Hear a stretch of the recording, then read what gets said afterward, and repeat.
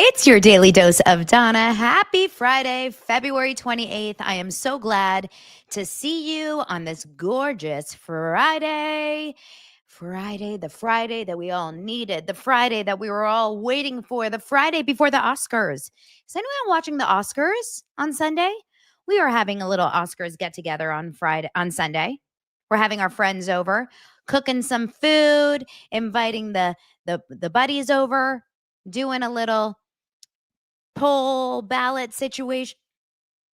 Why are you guys saying my mic is off?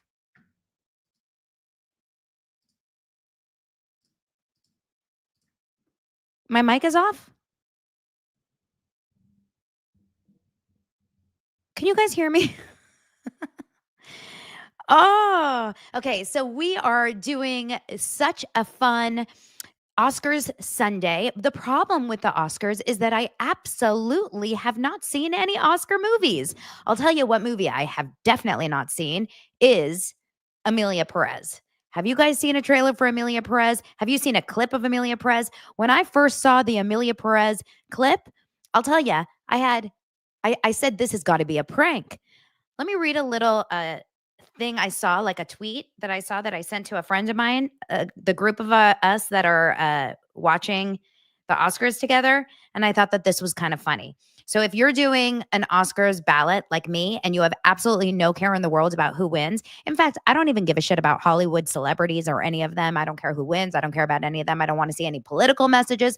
I don't want to see any of them tell me, about plastic straws. I don't want any of that. I'm there for the wine and the food. Okay. But this is funny. It says the actors are rooting for Conclave. These are movies apparently that are being voted for. The directors, critics, and producers are rooting for Anora. The press is rooting for The Substance. The boomers are rooting for A Complete Unknown. The gays are rooting for Wicked. The nerds are rooting for Dune Part 2. The entire country of Brazil is rooting for I'm Still Here, and no one is rooting for Amelia Perez. So, welcome to Daily Dose of Donna. I am officially a gay. Welcome to the show. I hope you guys get cozy. We've got a lot to talk about. The leaked Ari Emanuel audio. Blake Lively has officially added to her army of PR and new lawyers. She has a ton of new people in her repertoire now. We're literally bringing in the big guns. We have so many people coming on into her team. Finally, she's like smartened up because I believe her team has not been doing a good job up until this day. So hopefully they're turning a corner. We also have some Bravo news. We've got so much to talk about today. Welcome, everyone. This is your daily dose of Donna.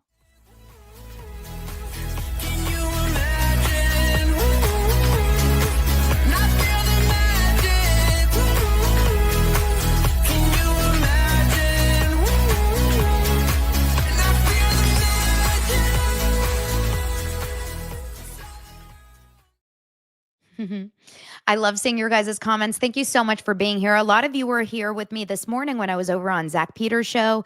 I had a great, we did a town hall. Zach is a man of the people. He brought us together. He brought the content creators together. So it was Colonel Kurtz, who is really great on X, and she is also the source of the leaked Ari Emanuel audio, which I will share with you in just a moment. Ariadna Jacob, who is a journalist, who is also a content creator, and she is known on the streets as someone who has sued the New York Times for defamation. So it's a really interesting perspective. And then, of course, Zach and myself, really, really interesting to talk to all of them, especially right now when so much, it feels like behind the scenes warfare with content creators and this gig and basically everything that's happening.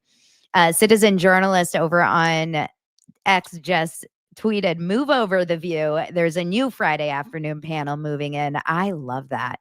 The View is impossible to watch. Is anyone here? I'm curious, out of all the people here in the comments, does anyone here actually watch The View? Must know, need to know, because I truly tried to watch The View one time. I watched The View like back in the Barbara Walters era, But when I tried to watch The View one time in the last year, I actually thought it was a joke. I was like, this can't be real. I think it's like only purely on for hate watchers. It's impossible to watch. I don't understand it. So I'm curious. It's for senior citizens, Carrie says. Oh my gosh. Leo says, I watch more Donna than The View. Only if I need a good laugh. I only see it in clips, but it's rage clips. They do it to rate, like for rage bait on, page 6 or whatever, just for people like me to be like, ah! It's so bad. It's so bad. R.I.P. Barbara. I did love the book about The View. Did you guys remember that book that talked about like all the drama behind the scenes of The View? I mean, that show, maybe Blake Lively will become a View panelist at some point. I wonder, unless you're stuck in the doctor's office. Yeah, doctor's offices always have Live with Kelly and Mark and The View on. Like, there's always stuck on ABC over on doctor's offices. It's so funny. Oh my goodness. Oh my goodness. I'm so excited. I'm wearing a new bodysuit called Stay, STA. I have to see how it's pronounced. STA. It's probably Stay. Yeah, it's got to be Stay. And it's so genius. And I'm going to be working with them, but she sent me some just to try on before I decided if I want to work with them. You guys, I don't even have a code for you or anything yet, and I'm going to get a code for you. I'm obsessed. And women, you're gonna love this because there's no clip on the bottom or anything, which would be very annoying because as a woman, like if you have to go to the bathroom, look, I'm gonna show you. There's no clip, but it's totally under there, right?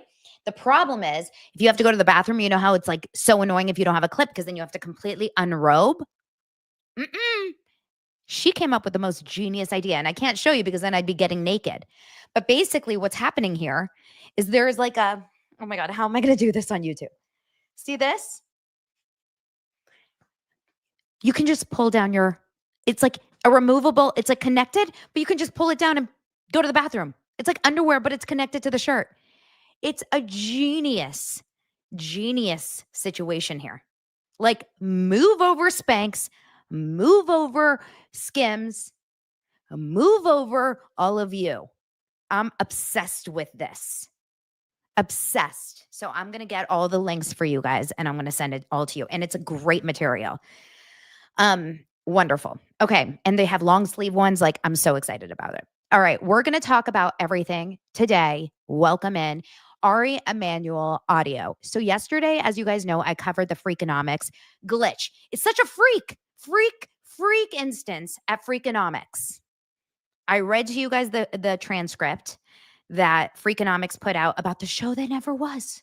I can't believe it. In 2025, with all these smart techies, that the show didn't exist. It's so weird that Watch What Crappens, Two Teas in a Pod, Giggly Squad, Zach Peter, all of these amazing podcasts, big, small, even, Brittany Cartwright can go to City Winery in New York City and do a live show, and she has no issues.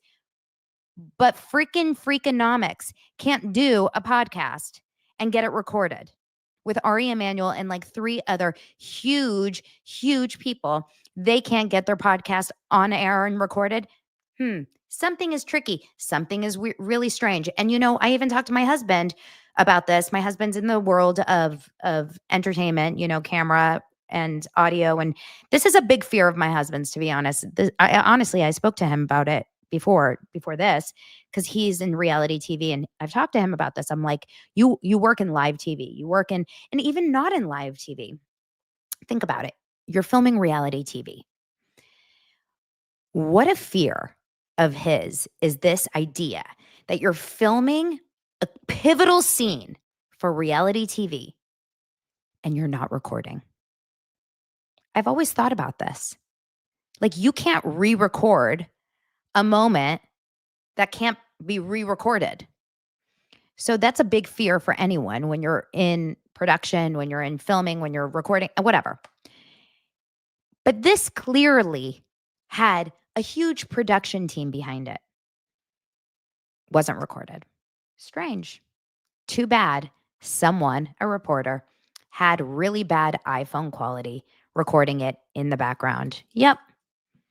And somehow, amazingly, Colonel Kurtz was able to get the footage of this amazing, not footage, the audio of this amazing interview. It's very kind of hard to understand, so I'm not going to be able to play the whole thing for you. And what I was saying earlier in this panel earlier is that it's completely impossible to like you're not going to get anything out of this audio that is so shocking or so new because we did kind of get the general consensus of what he said from the People magazine and from the sound bites that were reported after, because this was on February 14th and it was written up a couple of days afterwards.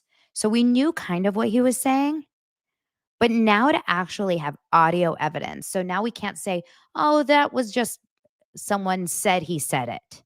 But now to actually hear Ari Emanuel's voice saying it, it's kind of like you can't deny that he actually said it. Let's listen to a couple words of it. Like I said, it's kind of hard to understand. So just know that, it's not going to be great quality. This is Colonel Kurtz. Go and subscribe to Christy over on YouTube over here. I'm going to play it and you can hear it for yourself. This is just a portion of it. These are two bad guys. This concerns, they kind of are charitable because we help them with their foundation. They give them tons of money away.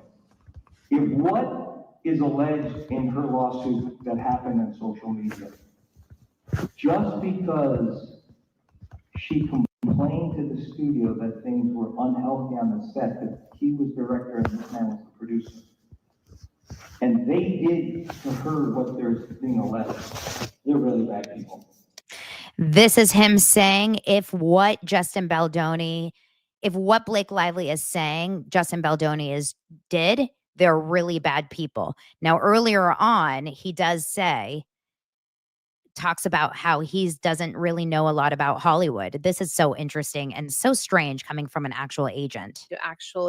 But still don't really understand Justin Baldoni's speech, which I'm Hold not. on. Mess that I gather you've been involved in. Oh, yeah. I know where you're going with this one. Do you have notes on it? Oh, yeah. Those are the two. Oh, this is interesting. So the interviewer says, so I'm going to ask you about Justin Baldoni and Blake Lively. And he says, do you have notes on it? He asks him, do you have notes? And he says, yep, I brought notes. So Ari Emanuel knew that this question was going to be asked. You don't really surprise Ari Emanuel of William Morris. You come to him with actual notes. Someone says, does the man have purple highlights? It's so funny. This picture does look like he has purple highlights. He doesn't have purple highlights, but I love how they gave him purple highlights in this picture. He came with notes. He actually came with pieces of paper with kind of what he was going to say, which is wild that he actually did say this. An agent whose job it is to say and do all the right things to make your client look good, like knocked it out of the park in the complete wrong way for Blake and Ryan, in my opinion. Let's listen. Two things I said to myself, this could come up. Okay. Oh, wow, Ari, thanks. Sorry, let me move ahead. Ari just slit his throat. I mean, it's a fucked up, bad situation that Baldoni, whatever his name is doing. Baldoni, whatever his name is. Now, he was your client. Baldoni.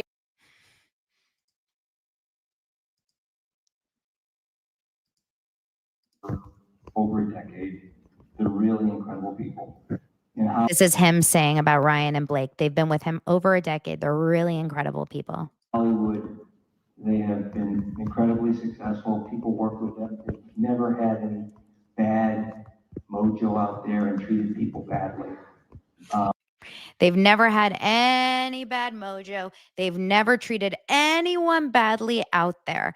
The entire audio is here for you guys if you want to go over to Colonel Kurtz on YouTube and you can follow her. And actually, she was saying that she's 5,000 subscribers away from 100,000 subscribers. She's at Colonel Kurtz, pop culture enthusiast. Go and subscribe over there. you should definitely listen to the entire thing. I can play little bits and pieces. What's crazy about this is he's doing a few things, right? He's pretending that everyone's stupid. Because like I said earlier in Zach's, February 14th was smack in the middle of this shitstorm. Okay. This is not early in this process. This is not December 2nd when we had no idea that any of this was going to come out. This is smack in the middle of the TikTok times doing what they do, which is kind of like figuring out what's going on and figuring out what's happening and uncovering all of the bad things that have been said about Blake and Ryan.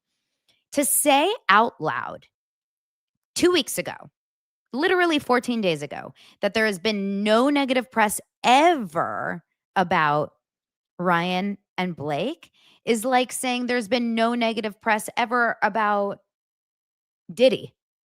What? You can't be that. You can't treat people this stupid. You just can't. So it absolutely is very, very I don't want to use the word gaslighting because I feel like that's overused, but that's what it feels like. It's just treating the audience so stupidly. Secondly, to say they're incredibly good people. Yeah, I'm sure they do good things, but to say they're perfectly good people and not to say ever anything bad, yeah, you're their agent. I guess that's what agents do, right? That's what agents do. But to give it to also in the same sentence call him baloney Baldoni is to completely minimize the fact that Justin Baldoni just made you, as his agent, a lot of money, right? Because Justin Baldoni's film just made a lot of money, and Justin Baldoni's been with William Morris. You threw him away in 2 seconds, like you'll throw anyone away that doesn't make as much money as Ryan Reynolds. It's just gross, right? Everything about it is gross. He also said, I'm a ride or die with Ryan Reynolds. Now, what I said on Zach's show, and I'll just repeat it here again, very fast. And what I said on this show before is my theory is that Ryan put him in a position within a week before this at the Golden Globes, the night of the Golden Globes, not at the Golden Globes, where he took a photo with Brian Lord, who is the head agent at CAA, in my opinion, as a dangling carrot saying, fuck around and find out, Ari. And if you don't show me some love publicly in a very public manner, if you don't show that you've got Blake in my back in a very public manner, unfortunately, I am not going to in any way have your back. And I can jump ship in 2 seconds whatsoever. So in my opinion, that may be part of why Ari came out swinging so heavily for Ryan and Blake in this moment. What's crazy to me is how Ari Emanuel, such a smart quote unquote man who runs Hollywood, who's been around the block, who knows this game so well, how he would do this so publicly without thinking in a recorded session. Like Freakonomics is not a put your phones down, give us your phones, no phones and cameras allowed here. We're not allowed to record. Everything you say here will be off the record. This is done in a very, very popular, strong, recorded manner. Freakonomics is a podcast. That's like coming onto a YouTube show, hoping no one sees it. So it's really, really strange why in the world you would go on a show like this and say this and not think it was going to come to bite you in the ass, which is why I'm so shocked that he would say it and then want it to go away. So something happened that he said it, and then afterwards, maybe the powers that be were like, shit, this is not good. Something happened. We need to, push this under the rug. That's what I think.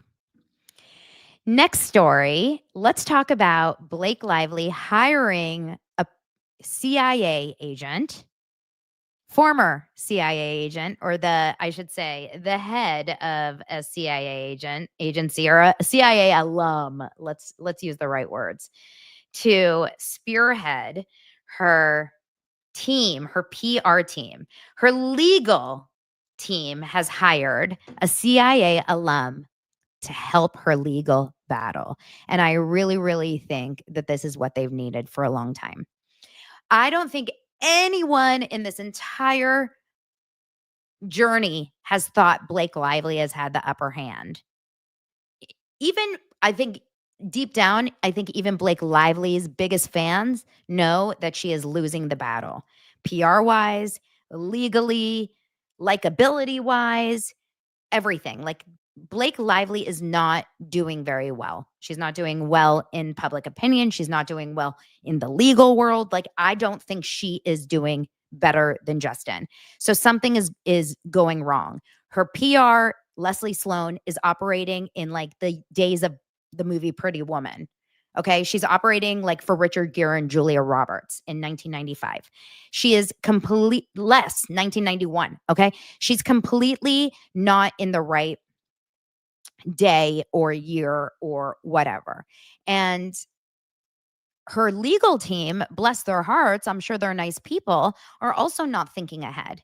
And something is going, it's just not working. Whereas Brian Friedman and Melissa Nathan and Jennifer Abel, these are smart people and they've been thinking ahead this entire time. And Justin hired Melissa Nathan exactly when he needed to. The second he realized shit was hitting the fan, the second he realized that Ryan Reynolds was going to William Morris parties and saying, hey, Justin Baldoni is a sexual predator in 2024 and saying you should fire Justin Baldoni.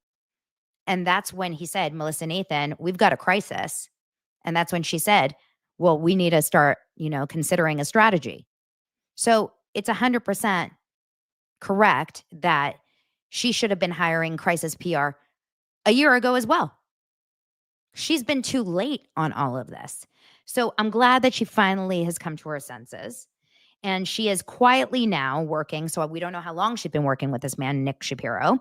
But it says she is quietly working with Nick Shapiro, the CIA former deputy chief of staff, in her legal battle with Justin Baldoni. Now, Nick Shapiro is no stranger to controversy. So this is nothing for him. This is like small potatoes for him. You want to know what he's done? Nick Shapiro, he launched crisis PR firm 10th Avenue Consulting in 2015. This is what he's done. You guys ready? He helped lead the Obama administration's response to the H1N1 pandemic, the Sandy Hook Elementary School shooting, the Gulf oil spill, the Boston Marathon bombing, the Japan earthquake, tsunami and Fukushima nuclear disaster, as well as numerous cyber attacks, data breaches, wildfires, floods, hurricanes, and Justin Baldoni and Blake Lively. So I think he can handle it. I want to know if after all of those big ass, huge disasters, if it ends with us is what finally takes him down. That's hysterical. He's hired by the legal team. He's going to help with the legal communication strategy. They need him bad. I was talking to the rest of the creators this morning. I said, what is he going to do? Unfortunately, like our memories cannot be retracted. We've seen what we've seen. We've watched the interviews. We've seen the documents. We've seen the footage. We know what we know. How can he fix the PR narrative? And what they were saying, which truthfully kind of scares me, is that what they were saying is that will he go after content creators in some background way? And I actually, this is an interesting communication or like an interesting conversation for me. As a content creator, I have experienced a lot of online attacks, right? A lot of them are personal. I talk about being Jewish. That's been like a whole big thing since October 7th. I've talked about Vanderpump Rules, and that's like caused a lot of drama talking about like Ariana or Lala. That's caused a lot of shit. It's the drama, like the Blake Lively and Justin Baldoni drama. And I was saying this on my Instagram stories. I talked about it yesterday, specifically on the app Threads, which I have to take a break from. I find it insanely toxic over there, is so evil. It's so like the people over there are so evil. I find, and they're they're starting to do this thing where they're like, we have to go to every single creator that is on Justin Baldoni's side and report them for bullying, for harassment, and attack them or in this and that. We have to report them, and they're putting my names out there. They're calling me hot piece of garbage. And I said, at least they're calling me hot, right? Like, because there's a lot of other things they can call me. And so basically, this is what I think that they're going to start doing, is like trying to take down creators that are talking about it. I don't know. I'm like, hit me with your best shot, right?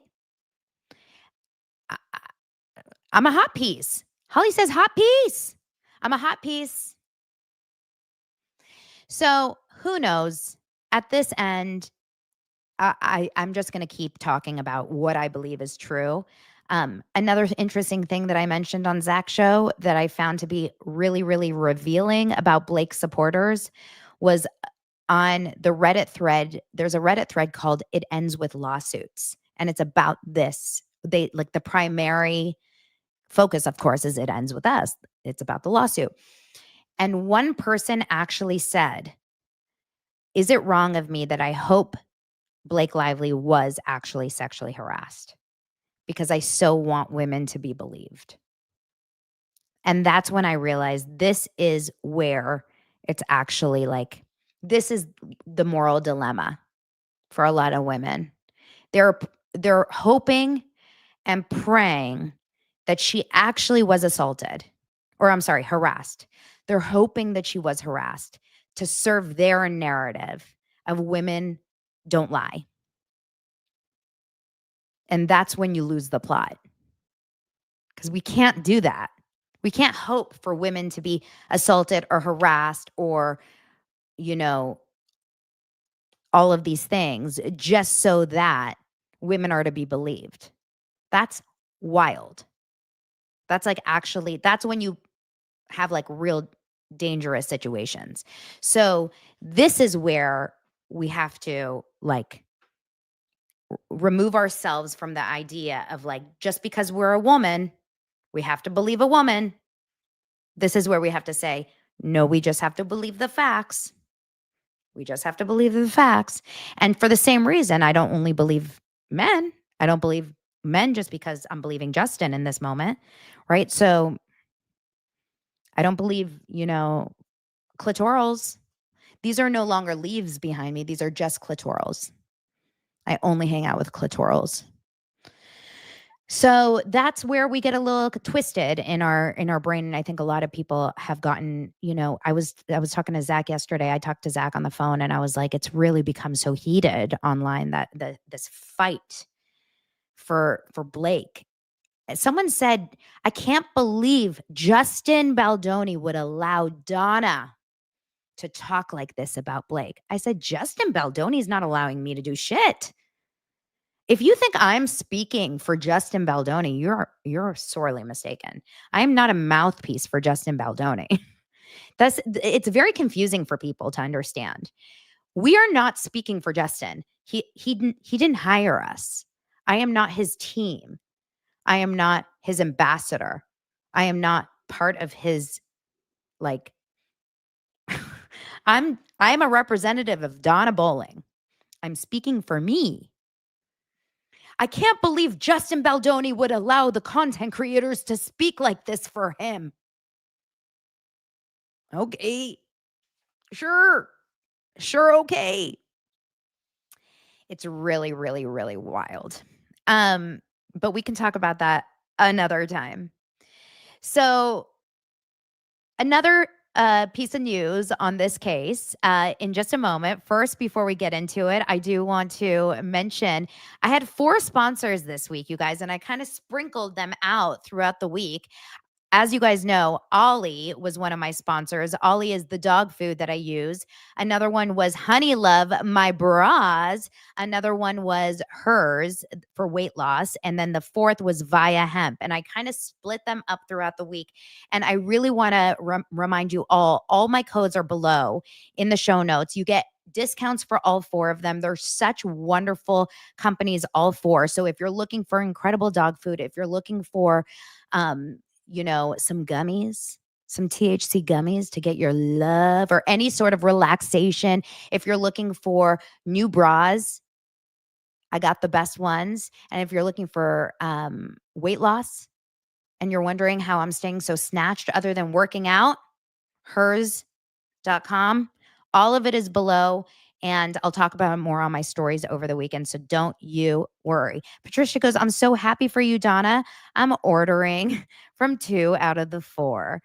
Yes, thank you so much. honeylove.com/daily dose. You get some great discounts. Thank you so much. I'm going to give you guys a little reprieve from ad reads today because it's Friday. We all can get a little reprieve. But I'm going to pull up the links here and then we can talk about it at another time. Okay. So I want to talk about the legal filings without getting really into it. But today was quite a win, I would say, for thanks, Wanda. Today was quite a win for Justin Baldoni. Now, a lot of people would say it's a win for both, but there was some legal updates today. I will tell you about my glasses in just a second. Today, there was some legal wins for Justin Baldoni without getting into anything too much about it, but essentially it's about the subpoenas. And what happened was the judge finally spoke about what's going to happen with the subpoenas and who will get access to everything. And essentially it says Blake Lively can have some of the text messages, just not all of them. It says, according to TMZ, Blake Lively and her legal team need to narrow down their request for Justin Baldoni's communications, said the federal judge. In a new order issued Friday, the judge ruled on Lively's request for cell phone communications of parties named in the harassment lawsuit, including Baldoni, Wayfarer Studios, Jennifer Abel, amongst others, some of Wayfarer's employees, partially granting part of the subpoena while rejecting part of it. Basically, the judge finds the subpoena simply too broad, calling the subpoenas Lively side wants from Wayfarer Studios overly intrusive and disproportionate to the needs of the case. The judge points out that Lively and her team are asking for more than 2 years of communications beginning in December 2022, even though Lively has argued the alleged smear campaign against her didn't begin until August of 2024. So the judge says it's hard to justify the need for all those records. However, the judge is granting part of the order, allowing subpoenas or requests seeking the phone records of non-parties to the lawsuit, even though Wayfarer claims such a subpoena infringed on their client's privacy. So Baldoni's winning because they're not getting years and years of shit, but Blake Lively is getting something because they're giving her certain amounts of it, and they're getting phone records to certain parties, even though it's infringing on certain, information. Brian Friedman, that's Justin's attorney, tells TMZ the court must put a stop to Miss Lively's egregious attempt to invade our client's privacy. This is a big win. No matter how the Lively parties may try to spin this decision, the court saw their efforts for what they really are: a desperate fishing expedition intended to salvage their debunked claims long after they already salvaged our clients' reputations in the New York Times. As we told you, Lively made the request for phone communications earlier this month in hopes of finding a smear campaign smoking gun. Friedman called out the subpoenas for being too broad at the time, too. By the way, Lively already amended the subpoenas in an attempt to make them less broad, though a judge clearly thinks she didn't go far enough. A rep for Lively also tells TMZ, what is Brian Friedman hiding? After promising to release all the receipts, Friedman ran into court to keep secret the phone records of who Baldoni, Heath, Sarowitz, Nathan, Wallace, and Abel were calling during their retaliatory campaign. The rep concludes, so instead of getting these records from the phone carriers the way we initially requested, the judge has ruled that if we simply submit more specific requests, we will be able to get the records we're seeking. Today, we will do that. We are submitting those requests directly to defendants involved, and we look forward to seeing the records. So they're both trying to say that they're both winning in some way. They're both trying to say that they're winning. I don't think either. I think it's more of a win for Baldoni because they put the kibosh to a lot of the searches, but they didn't put the kibosh completely. I would say in a weird way, it's an interesting, I don't know. I would say from what the lawyers that I'm following are saying, it's a win for Baldoni. But I think these are, you could also say the same thing. Like you can spin it. This is PR, right? You can spin it both ways. What is interesting is what someone said in the comments saying, Cat says, what are you hiding with you for attorney's eyes only, Blake? Yeah, why is Blake so confident that she has to hide shit too? You could say the same thing for Blake. Why is he hiding? Well, why is she hiding? So it's really interesting. So it continues, and it continues, and it continues. And the story never ends. It never ends with us. And it never will. We'll be here forever. Now, Chelsea Handler. Oh, this is funny, you guys. There's a great creator online on Instagram. I want to get her name right. Hold on. She and I were DMing the other day because she also, oh gosh, how do I get her name right? Oh, here we go. So she goes by LC App on Instagram.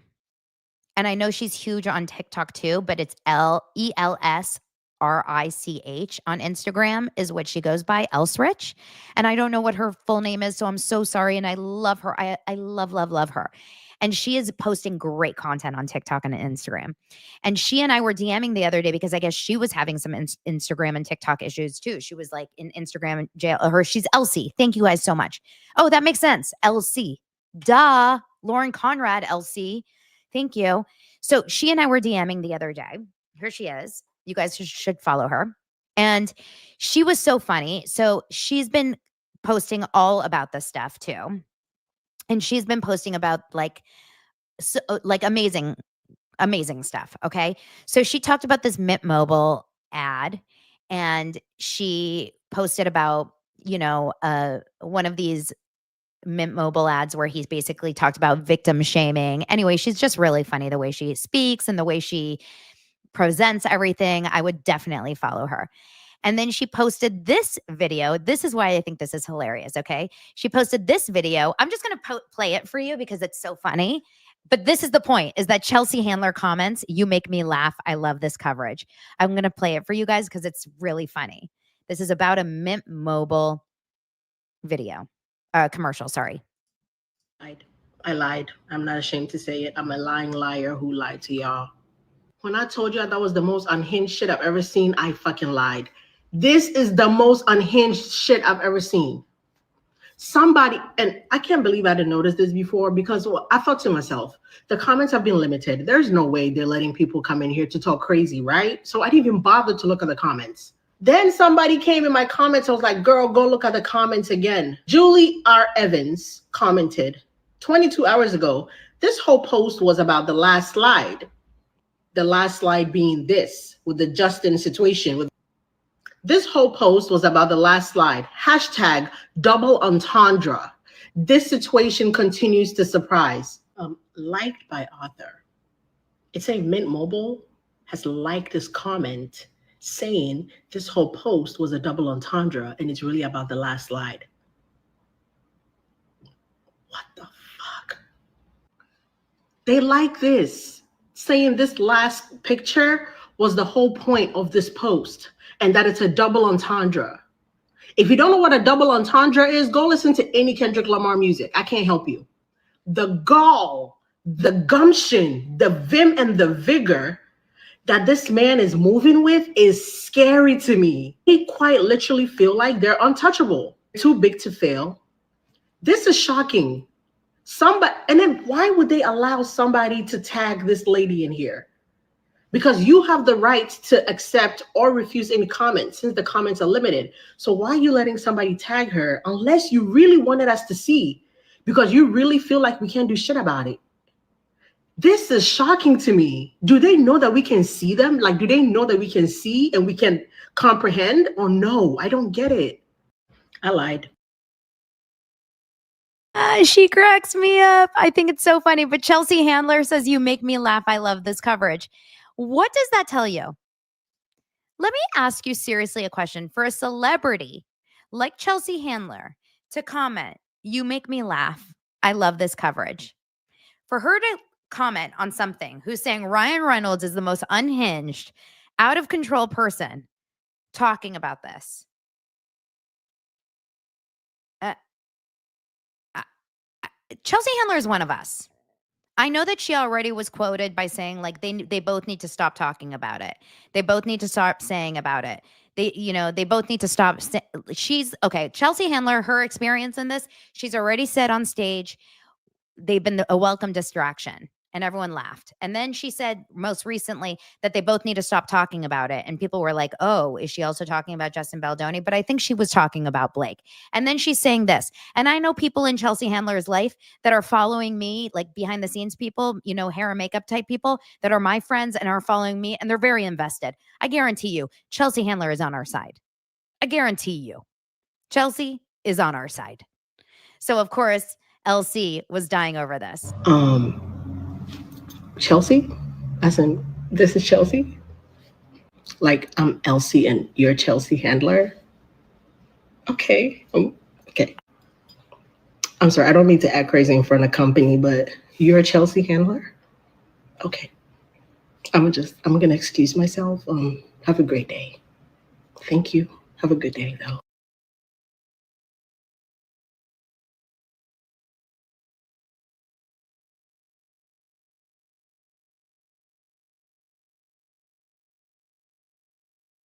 I'm muted this whole time. That's how excited I was. Chelsea Handler is one of us. She is one of us. I love when I find out these celebrities are just like us. You know how they have it in Us magazine, how they're like stars. They're just like us. We should have an Us magazine, celebrity encounters. Which stars are obsessed with this shit just like us? I can name 30. Just look at the celebrities that are following me. I wish I could tell you. I wish I could tell you right now which celebrities are in my DMs. They're good ones. They're real good ones. Oh my goodness. So fun. Okay, let's move on to some other stories. We still are okay, here, hold on one second. I have a super oh my God, Tiffany goes, oh my God. I was like, no, they're silencing Dawn on YouTube. Nope, just technical difficulties. Me and Freakonomics. Just put me in the line with Freakonomics. So many glitches over here. Salem's mom, thank you for the super sticker. Can you explain why the New York Times published the alleged sexual harassment complaint? The Vital Voices rescinded the award they gave Justin Baldoni in December. Can you explain why when the New York Times published so why did the Vital Voices rescind the award they gave Justin Baldoni? So what happened here? And this is so Hollywood. And was so actually disgusting. So many people jumped ship within 5 seconds of that New York Times article. Because what happened was the New York Times article was attempting to be the second coming of Harvey Weinstein. That Megan Twohey article was supposed to be me 3. Like hashtag me too, me 3. That was the goal. It was supposed to be like, we are going to take down Justin Baldoni because he is Harvey Weinstein, waiting for all of these women to come out of the darkness. Me too, me too, me too, me too. And nothing happened. In fact, less than nothing happened. Justin Baldoni came back and said, excuse me? Wait, what? That didn't happen.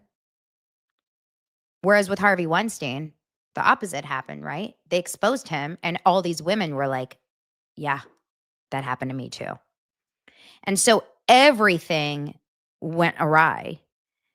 But because it was the New York Times, which is highly regarded by many people in this world as the groundbreaking Bible when it comes to this shit, and Megan Twohey, who is the journalist, was highly regarded as the woman that would never ever publish a story like this unless it was completely double, triple, quadruply checked, was like, what she says is true. And this, so everyone jumped ship. That's when William Morris William Morris dropped. Everyone immediately took Blake's side. That's when Amy Schumer, America Ferrera, all the Sisterhood of Traveling Pants, Amy Poehler, a bunch of the celebrities, all of her, Michelle Maroney and Brandon Sklenar and Jenny Slate and Liz Plank and Colleen Hoover and I can't remember exactly. Oh, all of her family, of course, Bart Johnson and Robin Lively.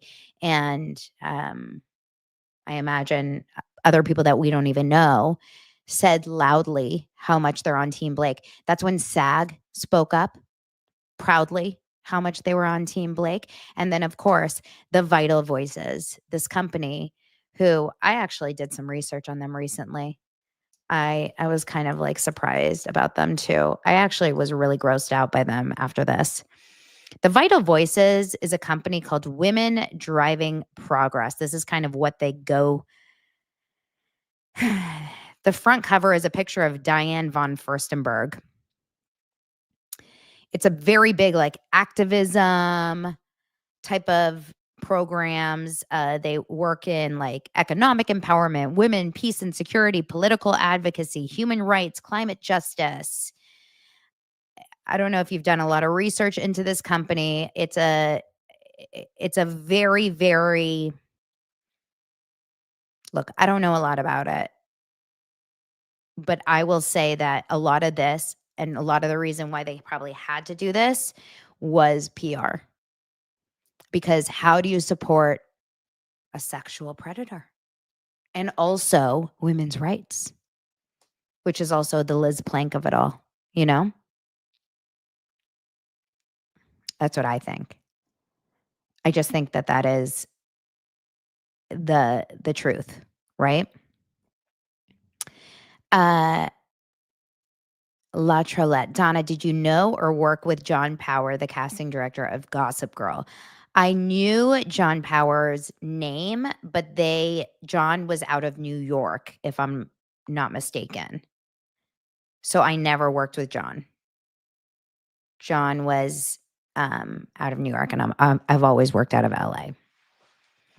So, but I do know very well the casting director of Jane the Virgin. I'm good friends with the casting director of Jane the Virgin. Okay, let's move on to our next story. I don't think anything more to talk about Blake Lively today.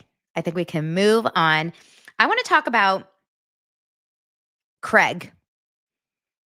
I want to talk about Craig Conover. I want to talk about Southern Charm very briefly. I'm not going to do a massive recap, but I want to talk about what I watched last night on Southern Charm. And I want to talk about really briefly, not necessarily like a recap of it, but I want to talk about how I was really having a very, very hard time watching Southern Charm and what I can only deem as like online, like bullying. Does anyone else feel like Southern Charm is a show about bullying JT? Now, JT, Suki, I'm with you. I feel you 100% in the comment section. Totally. So weird. I'm so weird. It's like, it's a weird vibe. It's the Southern Charm cast hates JT so much, but I do think Craig and JT switched hands at birth. Does anyone else notice that? JT's hands belong on Craig's body, and Craig's hands maybe belong on JT's body.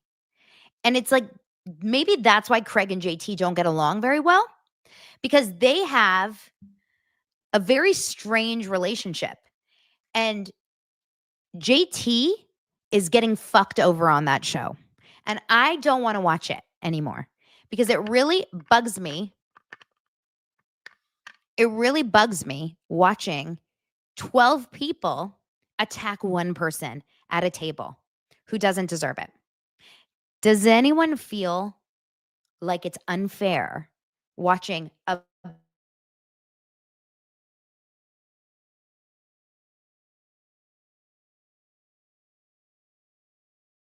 just happened with my computer. Did you guys just see it go black? I'm telling you, they're coming after me. They're coming after me. Hey, you may know CIA. I've got small hands and I'm not scared of them. I'm telling you, they're coming after me. So, first of all, we're still in Nassau for the 10th episode of the season, and Shep cannot get more embarrassing.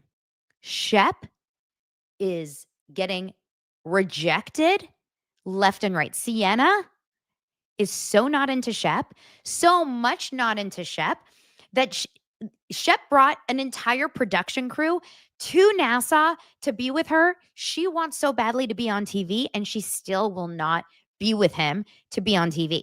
That's how little she's into him. She's willing to completely ditch him and not hang out with him and not be on TV. Like, she does not want to be with him. She doesn't want to be anywhere around him.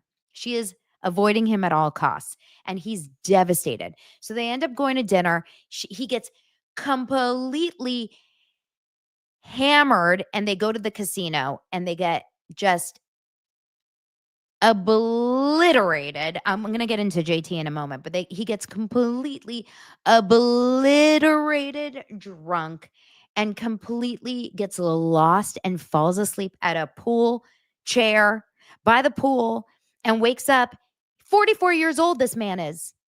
Number one, he could be 60. He's 1 year older than me, and he looks 60. And we're making fun of Carl's teeth. Poor Carl. Shep needs to work on his situation over there. He's got a situation. He falls asleep on a pool chair. He wakes up. Think about how bad he smells. I always just think about how bad he smells. Oh my God, Beth said the same thing. He just looks like he smells like stale booze. Beth, I feel the same way. He literally, Ashley, she goes, why do you have tiny hands? Are those your kids' toys? No, they're Craig's hands. They're Craig Conover's hands. And apparently Joe Bradley also has small hands. Someone DM'd me last night saying on Southern Hospitality, Joe Bradley does too. I have to watch tonight. When I watch it, I'll see. Shep's, like when I look at Shep and I see him crawling into bed with Craig the morning after his drunk night, I'm like, poor Craig. Like, does he have, like, he smells, oh, morning breath. Oh, I could pass out just thinking about it. Just thinking about it, I could pass out. Oh. And then after that, he's like, Sienna, please join me on the boat. And she's like, no, I don't think so. And he's like, please, I'll wait for you. No. She lives 3 blocks away. She's like, I'm not, no. So ridiculous. JT comes all the way to Nassau, and he cannot get along with any of these people. And Craig is losing me hour by hour on this show. Craig is convinced that JT called Patricia a bitch. He didn't. JT is convinced Craig is convinced that JT said that Madison said that her husband thought that they were having an affair. He didn't. Craig, I love him. He's a liar. Craig is a liar. Craig has a lying problem. Paige DeSorbo has never been happier for this season of Southern Charm. It's giving her all, like, she's never felt more vindicated after this season of Southern Charm. Don't you guys agree? Craig is a liar. That boy's a liar. That boy's a liar. It's bad. And I don't like it. And it's pissing me off because I hate that JT is sitting there and everyone's attacking him. Sally is so mean to him. Austin saying, you're the piece of shit on the bottom of my shoe. I was like, I can't watch this. I hate this. I can't watch people getting bullied like that. Like, I can't watch it. It's a visceral reaction from me. It makes me sick. It actually makes me sick. Someone's watching me from an airplane on Delta. Hi, T. I'm looking at you.